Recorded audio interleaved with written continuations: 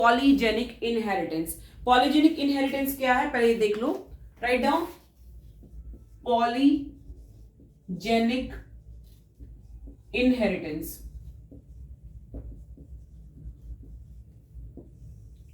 लिख लो इसके अंदर सबसे पहले traits controlled, traits controlled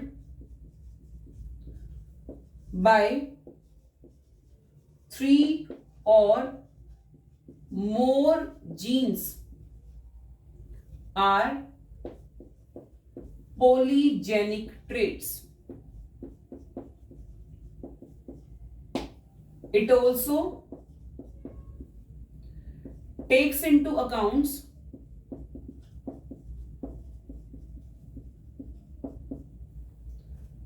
influence of environment.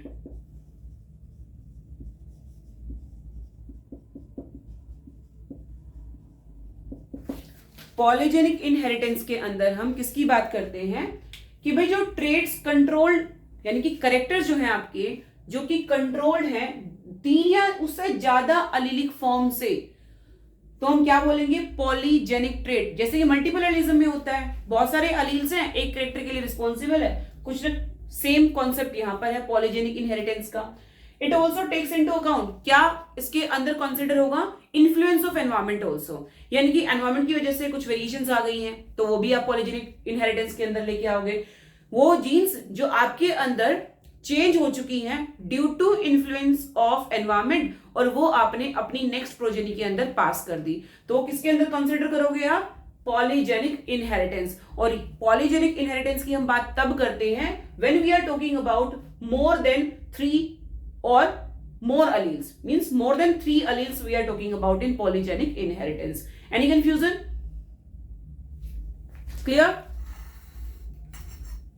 Next, write down. The phenotype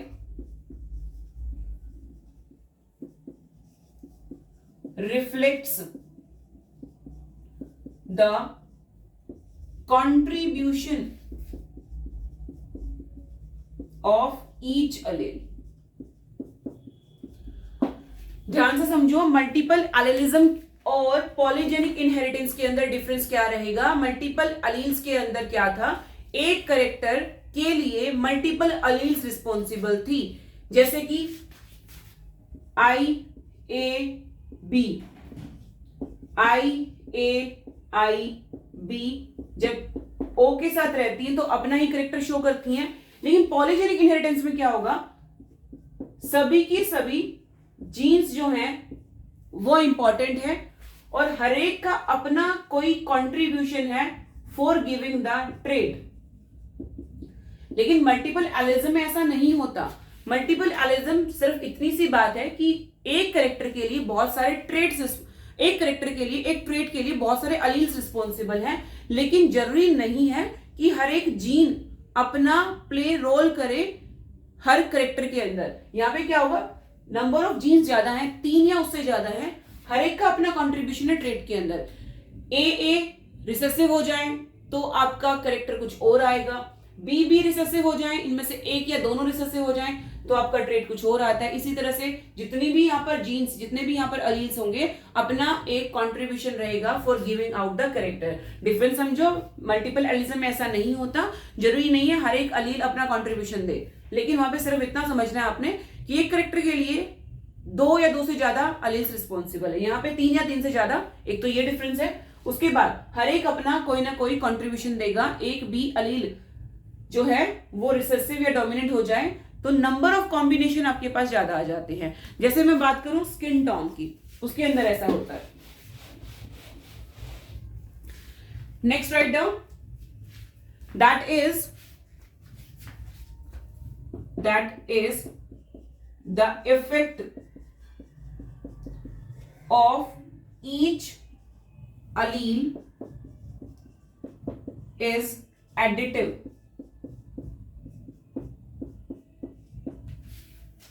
जितने ज्यादा अलील्स डोमिनेंट होंगे वो करेक्टर उतना ज्यादा शो करेंगे, उनमें से जितने ज्यादा रिसेसिव होंगे तो वो करेक्टर जो है उतना ही इन्फ्लुएंस होगा। तो डिपेंड करता है डोमिनेंसी और रिसेसिवनेस पे।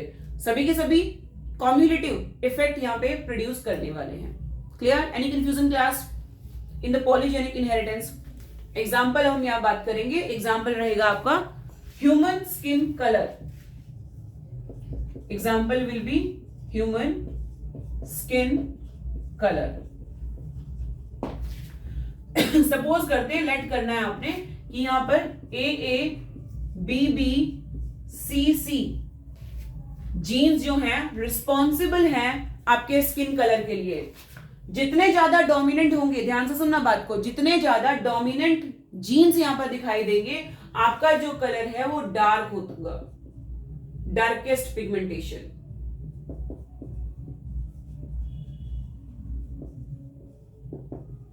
जितने ज्यादा रिसेसिव ले आओ इसमें, उतना ज्यादा स्किन कलर जो है आपका लाइटर होगा।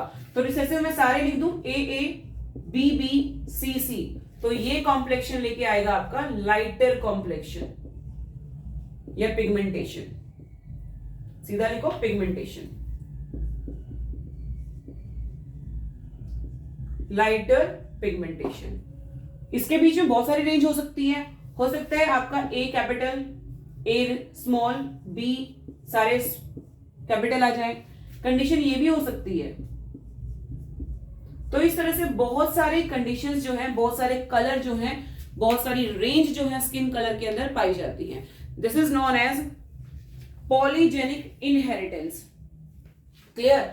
सो सारे के सारे आपके डोमिनेंट हो जाएं, डार्केस्ट कलर, सारे रिसेसिव हो जाएं, लाइटर कलर। कंडीशन ये आ जाए capital A small a, capital B small b, capital C small c, तो आपका कॉम्प्लेक्शन होगा, आपकी पिगमेंटेशन होगी इंटरमीडिएट। इंटरमीडिएट बीच की कंडीशन आ जाएगी। Clear class? Any confusion? Done? So other example, इसमें आप अदर एग्जांपल किसका ले सकते हो? Other example is of human height. जिस भी कैरेक्टर, जिस भी ट्रेट के अंदर एक रेंज आ जाए, जैसे स्किन टोन कितनी सारी है, हाइट कितने तरह की है, लाइक इंचेस से जो है, सेंटीमीटर जो है आपकी हाइट का डिफरेंस मिल जाएगा आपको। तो उसके अंदर भी कुछ ऐसा ही पॉलीजेनिक इनहेरिटेंस जो है देखा गया है। Any confusion class? This is all about the polygenic inheritance. Next topic is sex determination. You can ask for your doubts also. Unmute yourself and you can ask for your doubts, जिसको भी doubt है।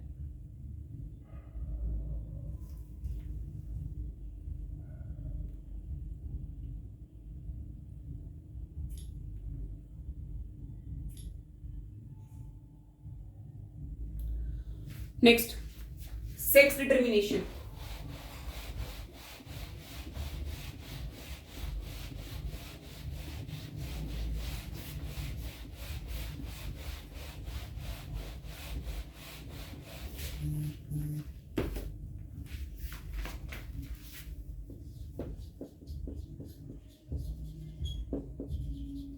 Next topic is sex determination.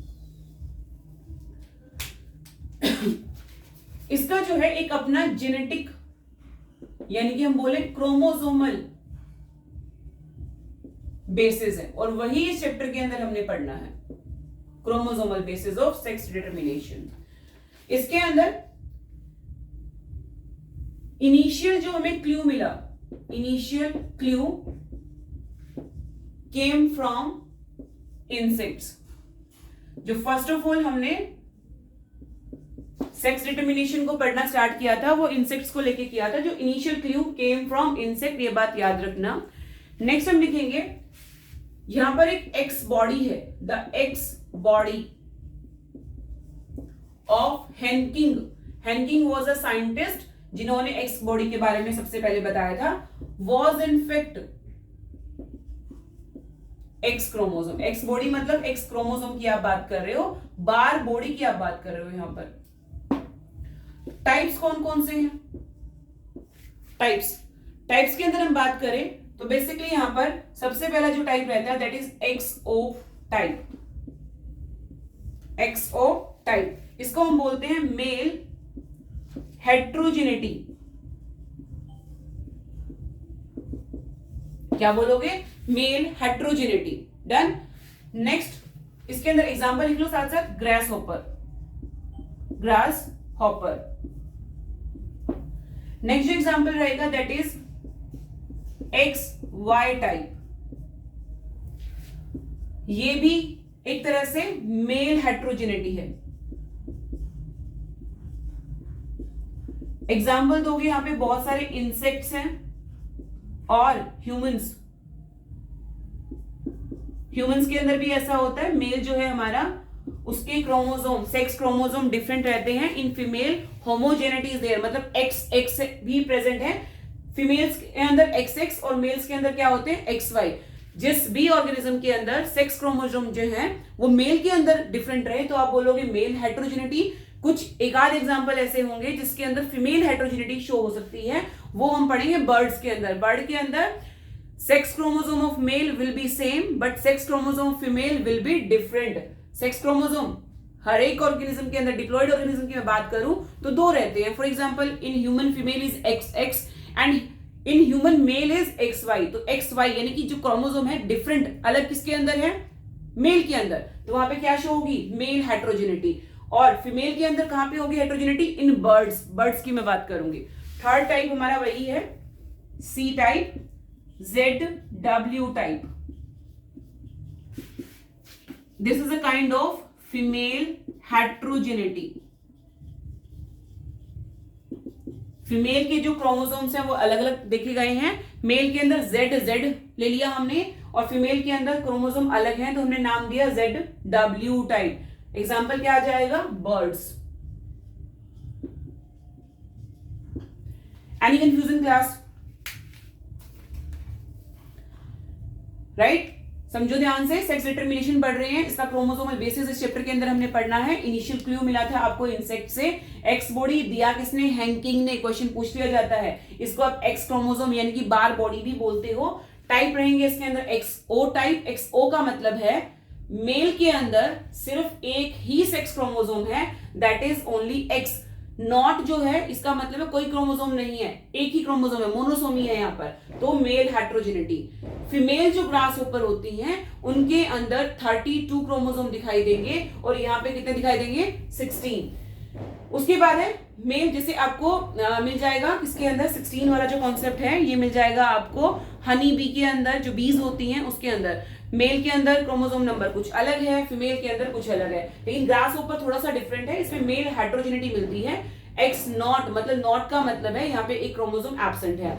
XY type male heterogeneity, insect और humans. ZW type birds के अंदर, इसमें females के chromosome अलग होते हैं as compare to male. Clear class? बढ़े आगे। Next topic is sex determination in humans. Question कम आता है ह्यूमंस पे, ज्यादा क्वेश्चन जो आपको मिलेगा हनी बी पे। थोड़ा सा भी कॉम्प्लेक्स है, चीजें कॉम्प्लेक्स ही आती है बोर्ड्स के अंदर।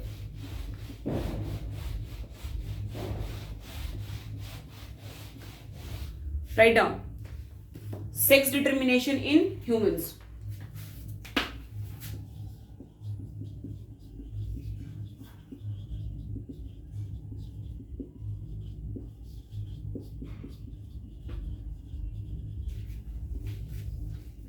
यहां पर female and male, males are having XY chromosome, females are having XX chromosome.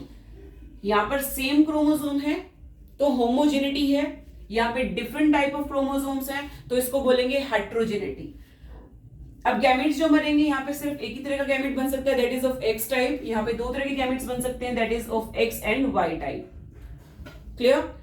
So X goes with if X will be there.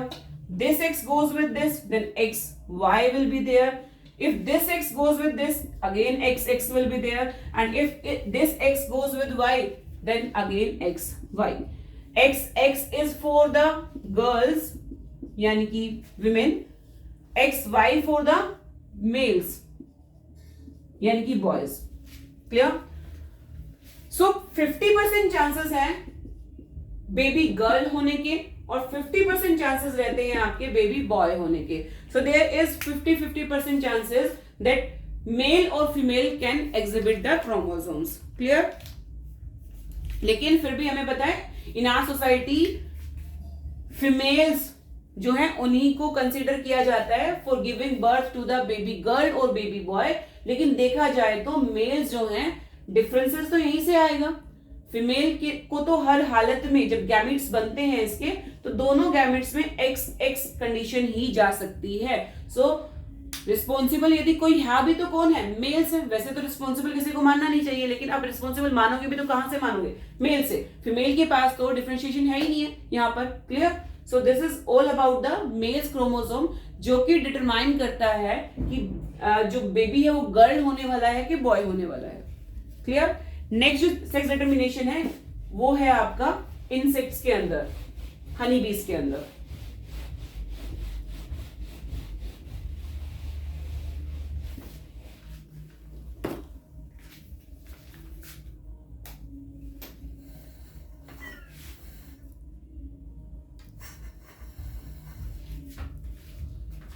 Okay, next. Write down sex determination in honeybee. Sex determination in honeybee. इसके अंदर haplo diplontic या haplo diploid sex determination है। यहां पर chromosome का type different नहीं है, number of chromosome अलग है। यहां पर मेल्स के अंदर क्रोमोसोम्स कम होते हैं, फीमेल के अंदर क्रोमोसोम्स ज्यादा होते हैं। Females are diploid here and males are haploid here. Males will have 16 chromosomes, females will have 32 chromosomes. Clear? So there is no differentiation in the quality of chromosome या number of chromosome जो है वो यहाँ पर कम ज्यादा रहेंगे, लेकिन heterogeneity जैसा यहाँ पर कुछ नहीं देखा गया। ना तो मेल हेट्रोजेनिटी है ना फीमेल हेट्रोजेनिटी है। यहाँ पर क्या होगा? Number of chromosomes, content of chromosome is difference. females are diploid and males are haploid। कैसे? मेल्स जो हैं वो फीमेल से प्रोड्यूस हुए हैं बाय मियोसिस। ठीक है? फीमेल के पास 32 क्रोमोसोम्स थे, मियोसिस हुआ, प्रोड्यूस कौन हुए? मेल हुए with haploid content of organism. Female कैसे प्रोड्यूस हुई? फीमेल जो है मेल एंड फीमेल यानी कि सेक्सुअल रिप्रोडक्शन होगा तो क्या प्रोड्यूस होंगी? फीमेल्स प्रोड्यूस होंगी। तो यहां पे सीधी सी एक लाइन है, क्या? Males are having their grandfather but not their father. Similarly grandfather have their grandsons but not their sons। समझो ध्यान से, ये मेल प्रोड्यूस हुआ है अकेली फीमेल से, ठीक है, लेकिन इस फीमेल के, मानो ये वही वाली फीमेल थी, इस फीमेल के फादर तो हैं, तो इस मेल के लिए ये वाले मेल क्या हो जाएंगे? ग्रैंडफादर। और इस मेल के लिए ये वाले मेल क्या हो जाएंगे? Grandson. But they are not having their father. Clear? So their grandfathers are having their grandson but not their sons. Similarly males are having their grandfather but not their father. So ये जो line है इसकी को confusion में मत रखना, question यहां से आ सकता है। Clear? Next topic, important topic, that is mutation. Write down about mutation. Note साथ साथ बनाते रहो, they will help in your board exam. ये एनसीईआरटी मैप जो है यही हेल्प करने वाला है आपको बोर्ड एग्जाम में।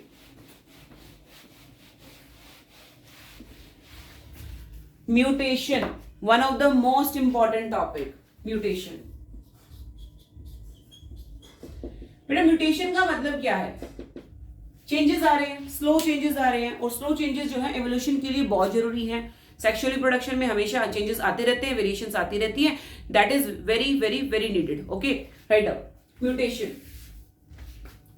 लिखना क्या है, म्यूटेशन आ जाए तो results in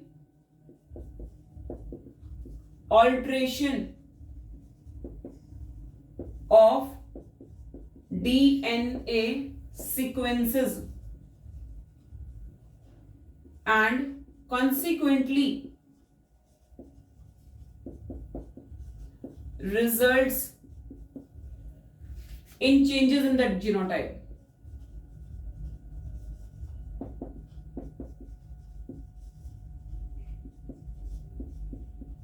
And phenotype of an organism. Mutation क्या करती है, ये आपके जेनेटिक मेकअप को बदल देती है, जीन्स को बदल देती है, जिसकी वजह से आपका फिनोटाइप जो है वो भी चेंज होके आता है। आपके जो कैरेक्टर्स हैं वो अकॉर्डिंग टू द एनवायरमेंट और अकॉर्डिंग टू द कंडीशन जो है चेंज हो जाते हैं, that is mutation. Next point लिखेंगे, म्यूटेशन है क्या। देखो, अकॉर्डिंग टू मी टाइप्स की जब मैं बात करती हूं, म्यूटेशन जो है they are of two kind. Number 1 point mutation, number 2 frame shift mutation. Point mutation में क्या हुआ, ध्यान से सुनना, इसके अंदर क्या होगा, there will be substitution of a single gene. लेकिन जब मैं फ्रेम शिफ्ट की बात करती हूं तो फ्रेम शिफ्ट मुझे लगता है कि देयर इज इंसर्शन और deletion of a gene. There is insertion और डिलीशन ऑफ अ जीन। कैसे पता लगेगा हमें, पॉइंट म्यूटेशन है, इसके अंदर कोई सीक्वेंस है आपकी लाइक AUG CCC GGG। इसके अंदर क्या होगा, एक जीन निकल के यानी कि डिलीट होके उसके प्लेस पे कोई और जीन यहां पर आ चुकी है। फॉर एग्जांपल C की जगह यहां पर प्लेस कर दिया मैंने G, ये म्यूटेट हो चुका है, तो AUG ने जो कोड करना था वो कोड हो जाएगा, कोई दिक्कत नहीं है। अब यहां पे था CCC, उसको कोड किसी और अमीनो एसिड के लिए करना था, लेकिन यहां पर क्या आ गया, CGC, कोडोन बदल गए हैं, तो एक जो है केमिकल या एक एंजाइम या जो भी यहां पे बनना था वो यहां पे कुछ और आएगा। ठीक है, GGG पहले भी ऐसा ही था, बाद में भी ऐसा ही रहेगा, तो इसको बोलते हैं पॉइंट म्यूटेशन। जब पूरी सीक्वेंस आपकी नहीं बदलती, पूरी सीक्वेंस ऑल्टर नहीं होती, सिर्फ एक प्लेस पे एक कोडोन जो है वो ऑल्टर हो जाता है, जिसकी वजह से एक पर्टिकुलर एंजाइम जो आपकी बॉडी में नहीं बन पाता। फ्रेम शिफ्ट में क्या होता है, फ्रेम शिफ्ट में इंसर्ट हो जाती है एक एक्स्ट्रा जीन या फिर एक डिलीट हो जाती है वहां से। लेट्स सी, वही सेम सीक्वेंस ले लेते हैं, CCC GGG। आपको पता है 3 का पेयर होता है कोडोन के अंदर। अब यहां पे क्या हुआ, यहां पे एक C एक्स्ट्रा आ गया, AUG ने तो जो कोड करना था वो हो जाएगा, लेकिन यहां पे CCC सेम कोडोन है, यहां पे क्या हो जाएगा, CGG बदल गया कोडोन। इसी तरह से ये आगे भी बदल जाएगा कोडोन, पूरा फ्रेम शिफ्ट बदल गया। एग्जाम्पल की मैं बात करूं तो मॉलिक्यूलर जो चैप्टर है कोडोन, जब हम वहां पढ़ते हैं तो वहां पे ऐसे कुछ समझाया गया है, राम हैज कैट, 3 वर्ड्स का है पेयर अप। ठीक है, पॉइंट म्यूटेशन में क्या हुआ, फॉर एग्जाम्पल यहां पे हैज की जगह मतलब H की जगह यहां पे कुछ और आ गया, लाइक N आ गया। राम तो वैसे का वैसा रहा ना, कैट भी वैसे का वैसा रहा, एक कोडोन बदला सिर्फ यहां पे, वो क्या है, पॉइंट म्यूटेशन। इसमें क्या हुआ, H के प्लेस पे आपको क्या मिल गया, N मिल गया, सब्स्टिट्यूशन हो रहा है, किसी के प्लेस पे कोई और आ रहा है। लेकिन फ्रेम शिफ्ट में क्या होता है, लाइक यहां पे पहले हैज था, यहां पर क्या होगा, एक डिलीट हो जाए या इंसर्ट हो जाए। फॉर एग्जाम्पल मैं डिलीट कर दूं, यहां से H मैंने डिलीट कर दिया, ठीक है, या H को छोड़ो, यहां से मैंने M डिलीट कर दिया, ठीक है, तो 3 के कोडोन ही बनेंगे। ये डिलीट है यहां से तो क्या बन जाएगा, RAH राह, ये किस साथ चला जाएगा, C के साथ, ASC ये भी चेंज हो गया, और AD रह गया अकेला। तीनों के तीनों कोडोन चले गए, खराब सारी सीक्वेंस, बॉडी के अंदर जितने भी एंजाइम्स बने थे वो खराब, पूरा सीक्वेंस जो है वो आपका डिस्टर्ब हो गया यहाँ पर। तो आप बोलोगे frame shift mutation. Frame shift mutation के अंदर एक जीन या तो इंसर्ट हो जाती है, एक डिलीट हो जाती है, कोडोन का पेयर जो रहता है 3 का, तभी वो कोड करते हैं लेकिन एक एक्स्ट्रा आने से या डिलीट हो जाने से पूरा सीक्वेंस जो है आपका डिस्टर्ब हो जाता है, उसको बोलते हैं frame shift mutation. Clear class? Point mutation के अंदर आप एग्जांपल दे सकते हो किसका? Sickle cell anaemia. Sickle cell anaemia, we'll discuss it later in disease. Sickle cell anemia will be example of point mutation. Clear? अब जो म्यूटेशन कॉज करता है उसको बोलते हो आप म्यूटेजन। एक वर्ड पढ़ोगे अपनी एनसीईआरटी के अंदर, that is mutagen. Mutagen, mutagens, these are the substances that cause mutation. That can be physical one, that can be chemical one, right? Physical में कुछ एक्सरेज हो सकती हैं, केमिकल्स में कुछ केमिकल्स हो सकते हैं जो कि म्यूटेशन कोज करते हैं। जो भी म्यूटेशन कोज करे आप उसको बोलते हो म्यूटेजन। लाइक यूवी रेडिएशन की बात कर सकते हो, यहाँ पे एक्सरेज की बात कर सकते हो। सो दे आर म्यूटेजन, जो म्यूटेशन कोज करते हैं, जो आपकी जीन के अंदर म्यूटेशन ले आते हैं। That can be environmental also. Clear? So this is all about the mutation. You can ask for your doubts class. Any confusion बेटा?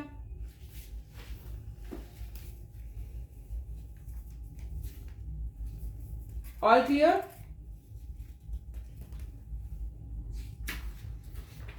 Now the next one is pedigree analysis. Pedigree analysis जो है वो confusion में था topic कि आपके board exam के अंदर आना है या नहीं आना। एक्चुअली जब हम सिलेबस की बात करें, जो सीबीएसई ने सिलेबस रिलीज किया है उसमें कहीं पर भी मेंशन नहीं है कि pedigree analysis is included in the syllabus. लेकिन जब हमने सैंपल पेपर देखा सीबीएसई का तो उसके अंदर क्वेश्चन था हमारा पेडिग्री एनालिसिस का। So we need to do it also. Write down pedigree analysis.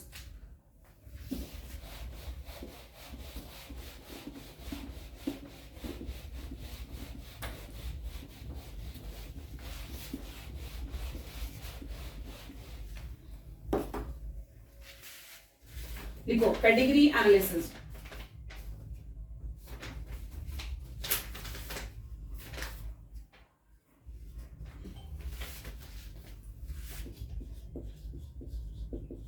Pedigree analysis.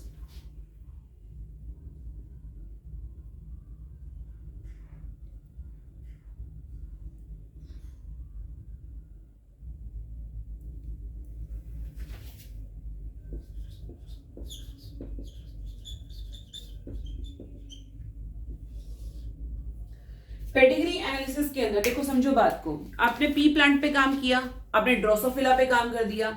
क्या इस तरह का वर्क आप ह्यूमंस पे कर सकते हो? बिल्कुल नहीं कर सकते कि भाई एक को दूसरे के साथ ब्रीड करा रहे हो फिर प्रोजेनी का को आने का वेट कर रहे हो। क्यों नहीं कर सकते? एक तो भाई लाइफ स्पैन जो है आपका इतना ज्यादा है, 100 ईयर्स तक का है, ठीक है। रिप्रोडक्शन तक आते आते जो बंदा काम कर रहा है बेचारा वही लुढ़क पड़ेगा, है ना। तो पेडिग्री जो एनालिसिस का काम है वो लाइक हमने पी प्लांट पे किया, ड्रोसोफिला पे किया, ह्यूमंस पे हम नहीं कर सकते, हम सिर्फ इसको स्टडी कर सकते हैं। तो we need pedigree analysis. Pedigree analysis के अंदर आप एक फैमिली ट्री बनाते हो जिसके अंदर हर चीज वो आप बताओगे। लाइक कोई डिजीज थी तो आप वो बताओगे, फिर आप चेकआउट करोगे कि किसी जनरेशन के अंदर वो आ तो नहीं गई। तो for analysis of genetic disorder, chromosomal aberrations, you need to analyse pedigree. Write down in it. These are the controlled process. These are the controlled process. क्या बोल रहे हैं कि जैसे हमने पी प्लांट के अंदर प्रोसेस करा दी है ना, यहां पे पॉसिबल नहीं है। क्या लिखोगे? Controlled process are not possible in case of human beings.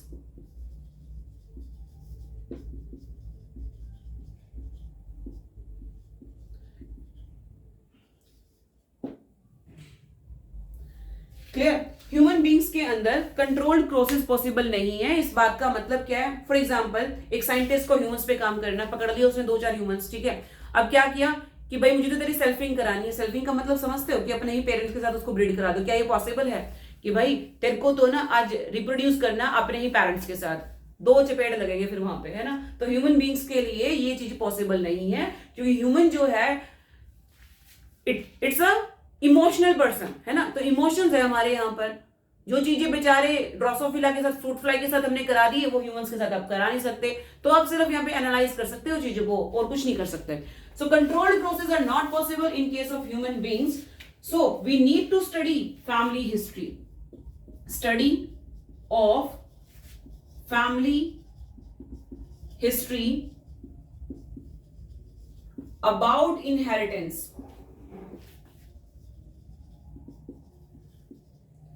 of a particular trait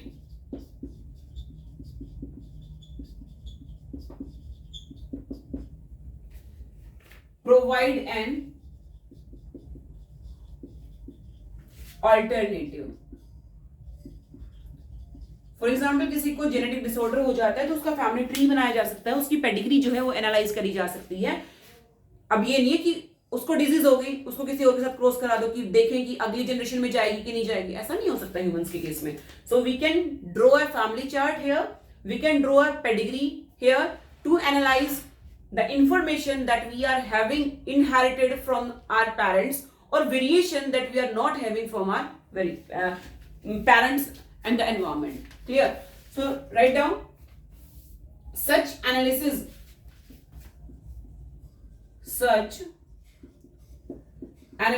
in several generation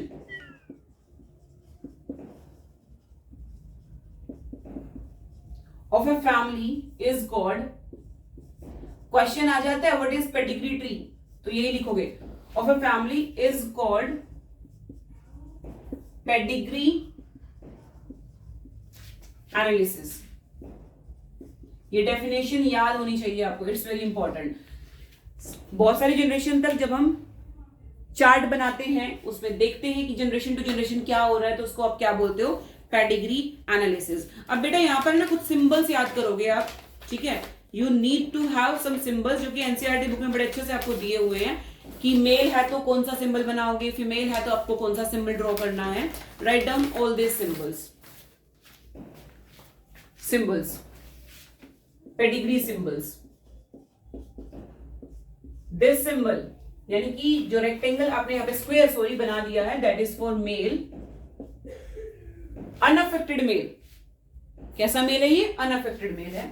circle बनाते हो अनअफेक्टेड फीमेल के लिए।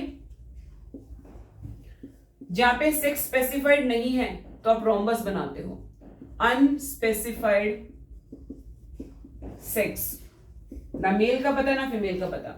अब तीनों ही रेड कलर से कलर कर दो तो ये आपके आ जाएंगे अफेक्टेड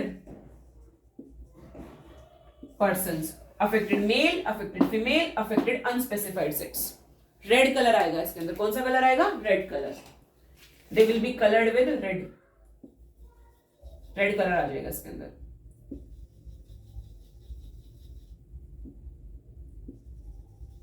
पूरा रेड कलर से आप इसको बताओगे। रेड मतलब डेंजर। डेंजर क्यों? क्योंकि भाई डिजीज हो चुकी है आपको। क्लियर? नेक्स्ट, मेटिंग को कैसे शो करोगे? मेटिंग बेटा हमेशा किसमें होती है? मेल और फीमेल के बीच में। बहुत सारे एक्सेप्शनल केसेस हैं जो मेल ही मेल से क्या कर लेता है? मेटिंग कर लेता है, तो वो बात नहीं कर रहे हैं हम यहाँ पे। मेल और फीमेल की मेटिंग होगी तो हम इस तरह से स्पेसिफाई करेंगे, एक बीच में ब्रिज बना देंगे, ठीक है? तो इट इज शोइंग मेटिंग, जहां पे आपको 2 ब्रिज मिल जाए ना, कुछ ऐसे। इसका मतलब है कि भाई आपस के रिलेशन में ही लोगों ने मेटिंग कर ली है। तो क्या लिखोगे? Mating between relatives, mating between relatives, और इसको आप बोल देते हो कॉन्सेंग्यूनियस मेटिंग। क्लियर? ये हो गई है मीटिंग। उसके बाद आपने प्रोजेनी दिखानी है। ये है मेल, दिस इज फीमेल, बीच में शो की मेटिंग, उसके आपने ऑफस्प्रिंग शो करने हैं तो कुछ इस तरह से करोगे, it will be the boy, it will be the girl. और जितने मर्जी बच्चे शो कर लो, यहाँ पे 4 से ज्यादा हो जाए तो आप कैसे शो करोगे? बीच में डालोगे 5, 6, 7, 8, 9, 10 जितने भी बच्चे पैदा हो रहे हैं उतना ही नंबर आप यहाँ पे डाल दोगे। मोर देन 4 हो जाए तो आप रोम्बस बनाओगे, ये बच्चों को स्पेसिफाई करने के लिए है। क्लियर? इस तरह से आप फिगर बनाओगे, दिस वन 5, 6, 7, 8 जितना भी आपने लिखना है इसके अंदर लिख सकते हो। So these are the symbols that is used in pedigree. Pedigree में आप ये सिंबल्स जो है वो यूज करते हो। Any confusion class? स्क्रीनशॉट ले लो फटाफट से so that we can move ahead.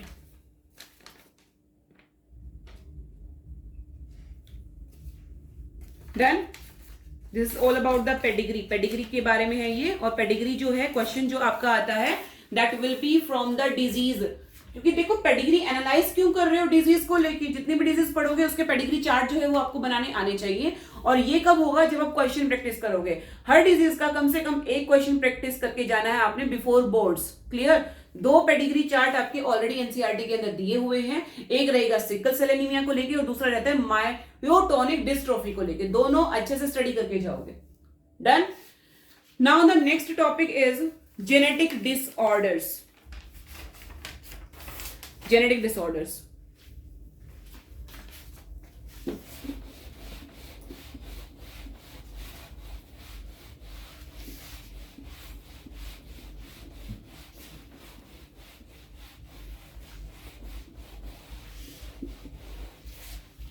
Next topic. Next and the last topic is genetic disorders.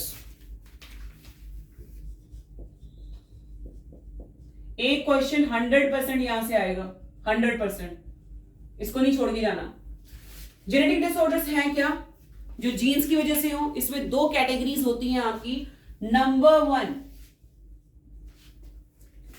Is Mendelian disorder.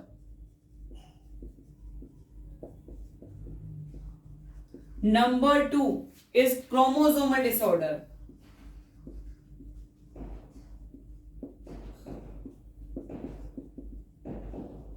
Mendelian disorder कब होगा? जब आप सिर्फ और सिर्फ एक सिंगल जीन की बात कर रहे हो, जीन इन्फेक्टेड है।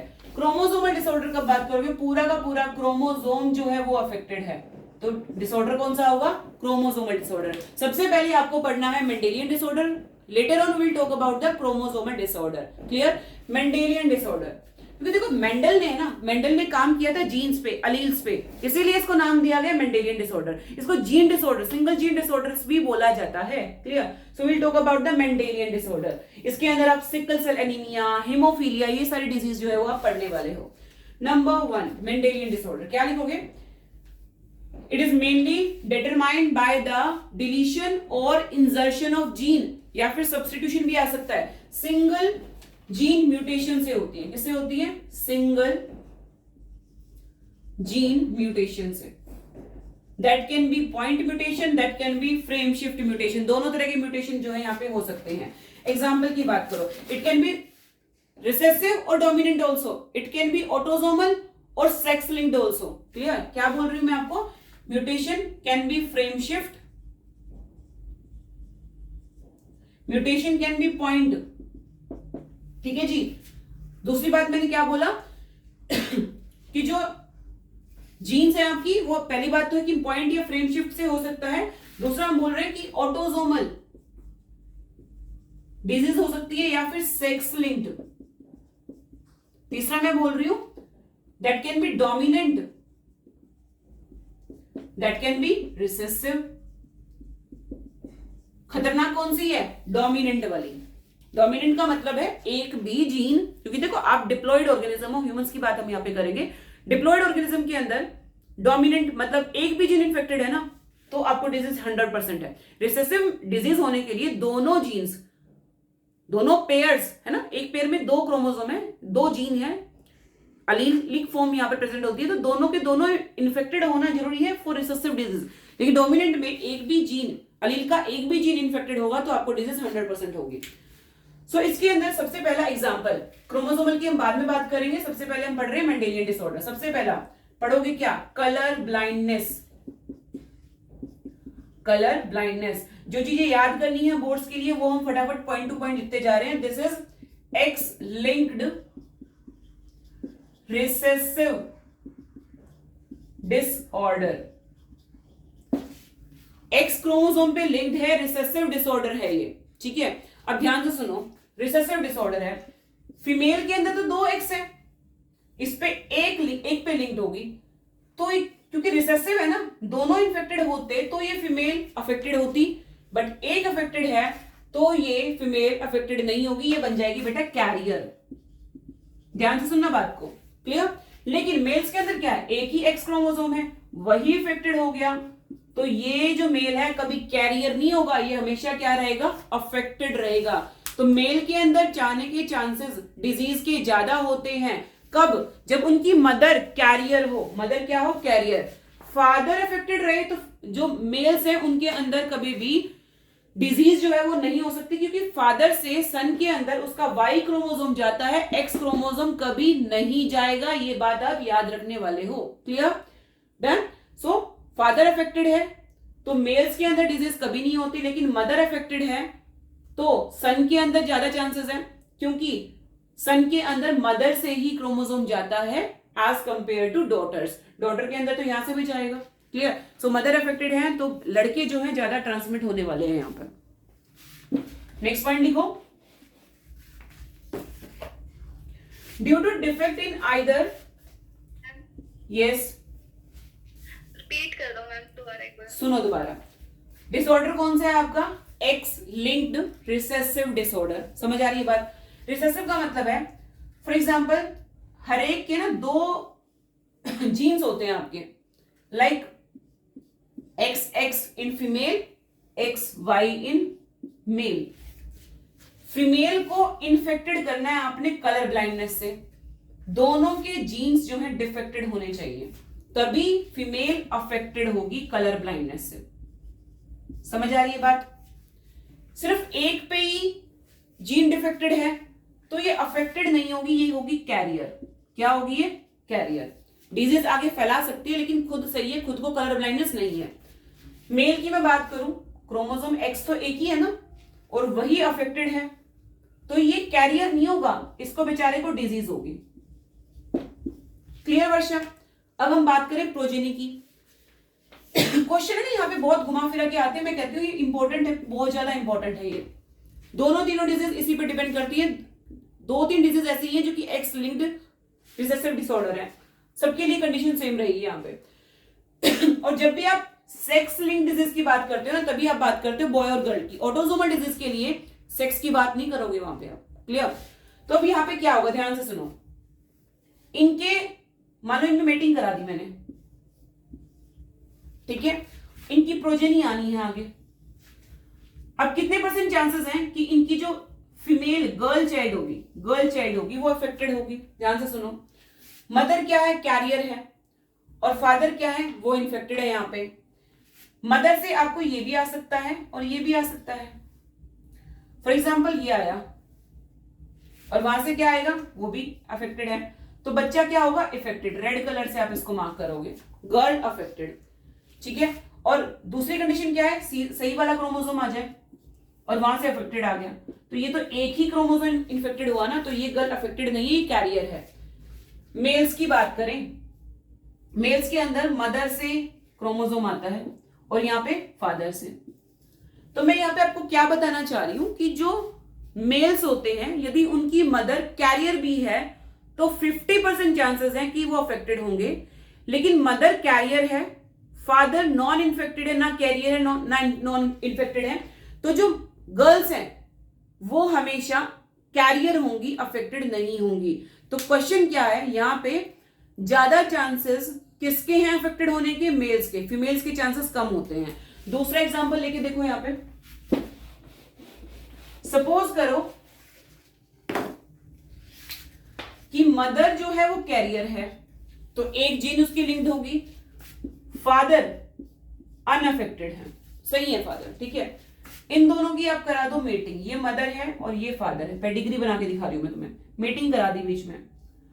अब देखो गर्ल की बात करें, फॉर एग्जांपल मदर का एक्स नॉट क्रोमोसोम आ गया, इनकी अफेक्टेड वाला, और फादर से क्या आया, एक्स क्रोमोसोम आ गया, तो ये कैरियर होगी कि अफेक्टेड होगी? She will be carrier only.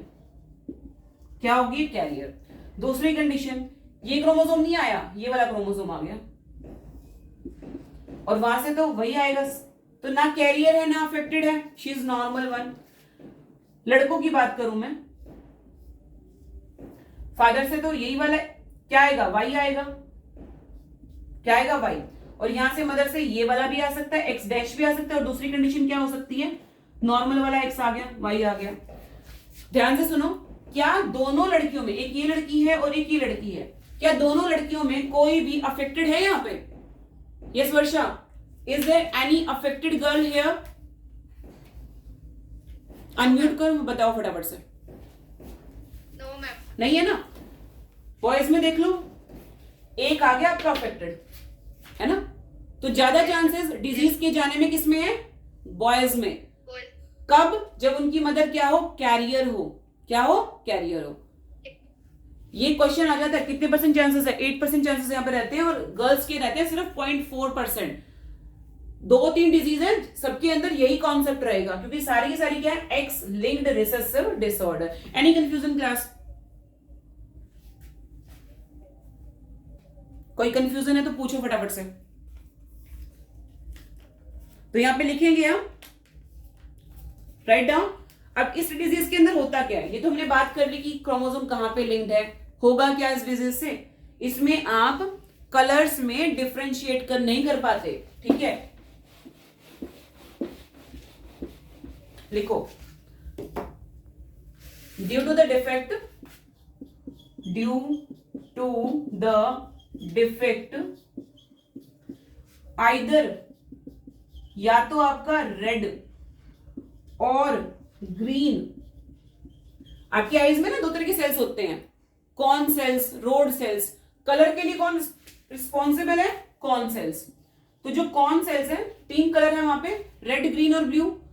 उनमें से रेड और ग्रीन जो कॉर्न सेल्स है, इनमें से एक अफेक्टेड होता है। या तो आप रेड कलर को नहीं देख पाते, आप ग्रीन कलर्स को नहीं देख पाते, और ये प्राइमरी कलर है, बहुत सारे कलर्स को बनाते हैं। फॉर एग्जाम्पल, आपका जो हस्बैंड है वो कलर ब्लाइंड है और पहन के बैठे हो रेड कलर का गाउन, तो रेड कलर उनको दिखाई नहीं देगा। तो जो मेल्स हैं, उनसे female, normal female affected female से शादी कर ले, ऐसा हो ही नहीं सकता। अब मेटिंग नहीं होगी तो बच्चे नहीं पैदा होंगे। तो कंडीशन क्या रहती है? Carrier female. कैरियर है तो बेटे देखने से तो पता लगेगा नहीं, क्योंकि उसको डिजीज तो है नहीं, लेकिन वो कैरियर है, और मेल सबका नॉर्मल है, तो ज्यादा किसमें जाएगी आगे जाके? मेल्स के अंदर। क्लियर? जैसे हमने अभी जो पहले वाला इंस्टेंस लिया था, एग्जांपल लिया था, उसमें पढ़ा। तो यहाँ पे रेड या फिर ग्रीन कॉर्न सेल्स जो हैं वो अफेक्टेड रहते हैं of eye due to mutation in certain gene.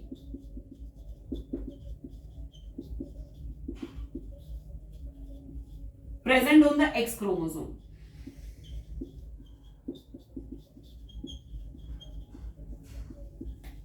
उसके बाद हम इनका परसेंटेज लिखेंगे। 8% मेल्स में चांसेस हैं और 0.4% रहते हैं फीमेल्स के अंदर of being infected by the colour blindness. Write down these points. Affected जो है मेल्स रहेंगे 8% ओनली, और फीमेल्स रहती हैं 0.4% ओनली। फीमेल परसेंटेज काफी कम रहता है। Clear class? उसके बाद नेक्स्ट डिजीज जो है that is haemophilia. Next disease कौन सी है? हीमोफीलिया।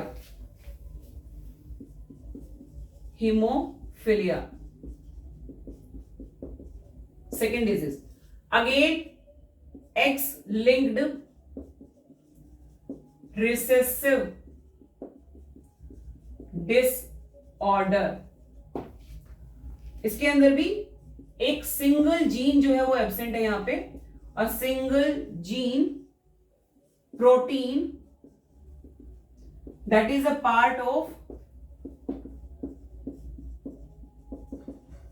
कैस्केड, यानी कि chain involve in blood clotting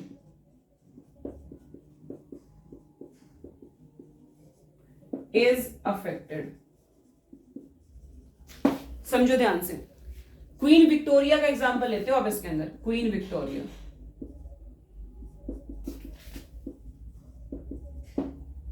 clear?